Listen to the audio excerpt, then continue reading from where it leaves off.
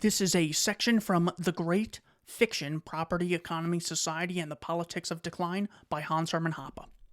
I want to shed light on the principal strategy that all statists from the late Middle Ages on until today have pursued to reach their statist ends, so as to also gain, if only indirectly, some insight into any possible counter-strategy that could lead us out of the current predicament. Not back to the Middle Ages, of course, because too many permanent and irreversible changes have taken place since, both in regard to our mental and our material conditions and capacities, but to a new society that takes its cues from the study of the Middle Ages and understands and knows of the principal reason for its demise.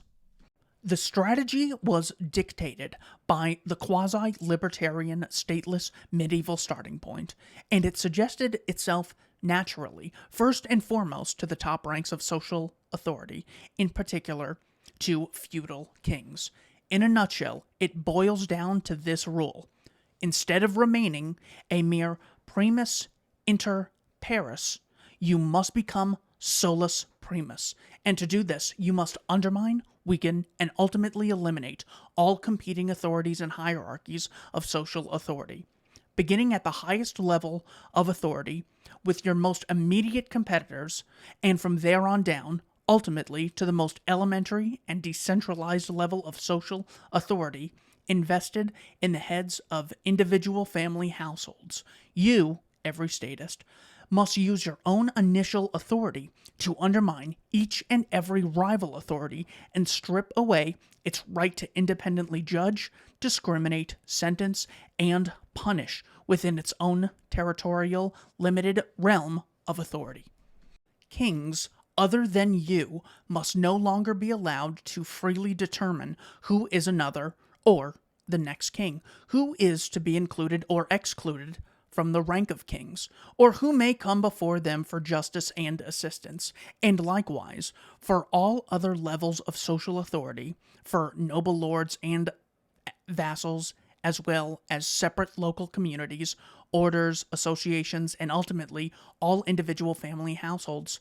No one must be free to autonomously determine his own rules of admission and exclusion. That is, to determine who is supposed to be in or out, the conduct to expect of those who are in and want to remain in good standing, and what member conduct instead results in various sanctions ranging from disapproval, censure, and fines to expulsion and corporal punishment,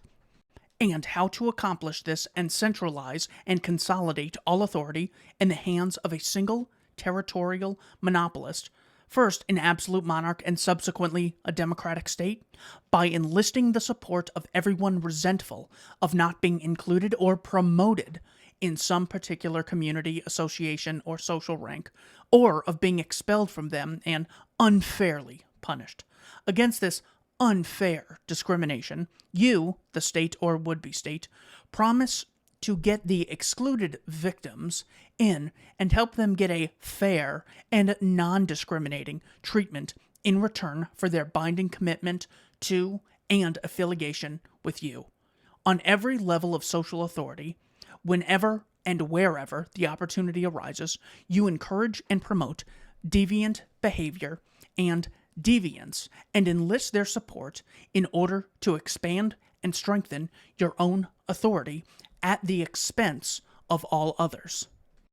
Accordingly, the principal counter-strategy of re-civilization then must be a return to normality by means of decentralization, the process of territorial expansion that went hand in hand with the centralization of all authority in one monopolistic hand must be reversed. Each and every secessionist tendency and movement then should be supported and promoted, because with every territorial separation from the central state, another separate and rival center of authority and adjudication is created.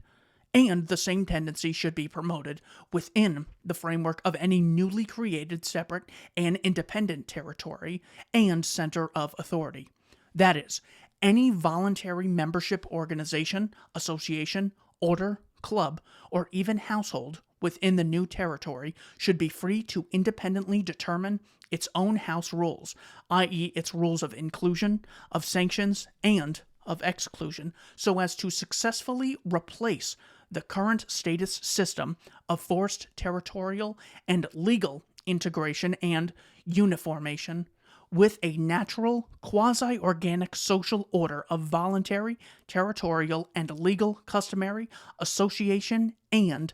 disassociation.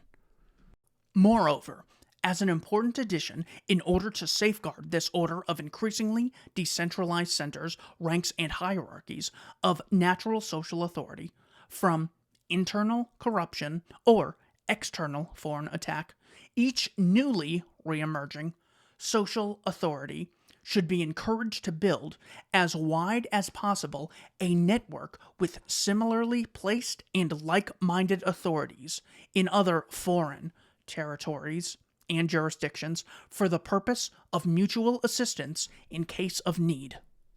Thank you for watching Keith and I Don't Tread on Anyone in the Libertarian Institute.